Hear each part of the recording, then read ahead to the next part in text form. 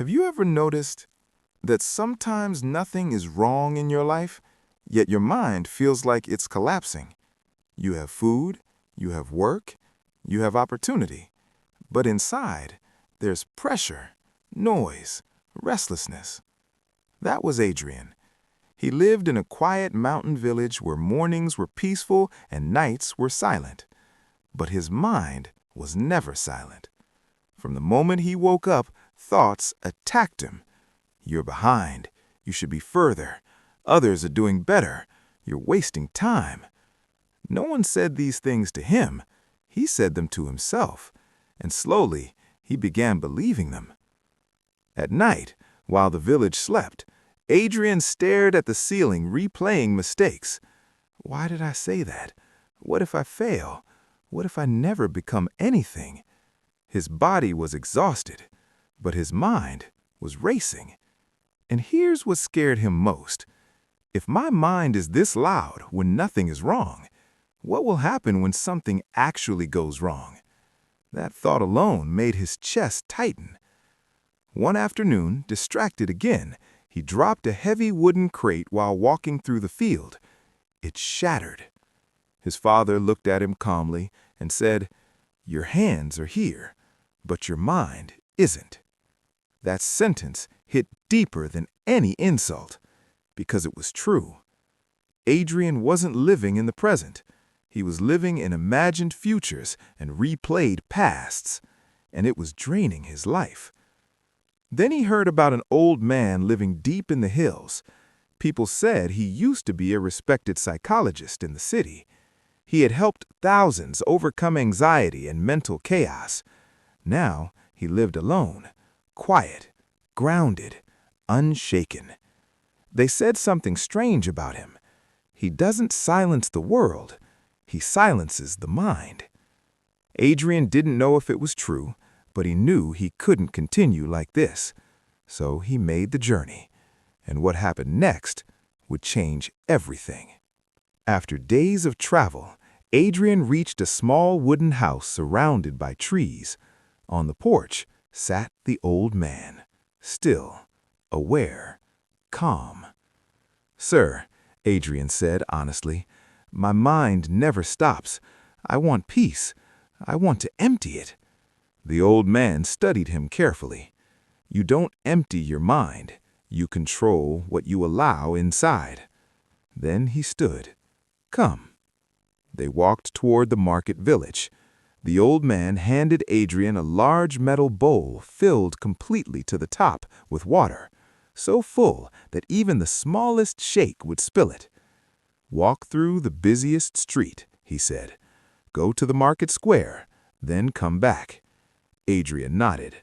Then the old man added something that made his heart race. "If even one drop spills, you start over." This wasn't symbolic anymore. This was pressure. And suddenly, a dangerous thought appeared. What if I fail at this too? His hands tightened around the bowl. The market was chaos. Merchants shouting, children running, dogs barking, carts moving unpredictably. Adrian could not look up, not for a second. His focus narrowed. Just the bowl, just this step, just now. Halfway through, someone bumped his shoulder. The water rose to the edge. His heart slammed in his chest. For a split second, his old habit returned. "You're going to fail. You're not steady enough." But this time, he caught the thought. He didn't argue with it. He didn't panic. He returned to the present. One breath, one step, one focus. The water settled, and something powerful happened in that moment. His mind went quiet. Not forced, not suppressed. Quiet, because there was no room for extra thoughts, only the task. When he returned, the old man asked calmly, "Did you hear the merchants arguing?" "No." "Did you see the children playing?" "No." "Did you notice the dogs fighting?" "No." "I saw nothing except the water." The old man nodded. "And was your mind restless?" Adrian paused. For the first time in months, it wasn't. But what Adrian didn't know yet was that the real test was still coming. Weeks later, a landslide destroyed part of Adrian's farmland. Months of effort buried under mud and stone. This wasn't a lesson anymore. This was real loss. That night, the old storm tried to return. "You're finished. This proves you're not capable. You should never have tried." His chest tightened. His hands shook slightly. And this was the moment that mattered most. Not the bowl, not the walk, not the market. This. Because it's easy to focus when nothing is at stake. It's different when life hits you. For a moment, he almost spiraled. Almost. Then he remembered. The bowl, the water, the step. He stood still, breathing slowly. There is fear. There is anger. There is doubt. But I don't have to carry them. He narrowed his focus. What can I do right now? Not tomorrow, not next year. Right now. The storm inside began to settle. Not because the problem disappeared, but because he refused to let his mind overflow. Months later, he rebuilt stronger than before. Not because life became easier, but because his attention became disciplined. Years passed.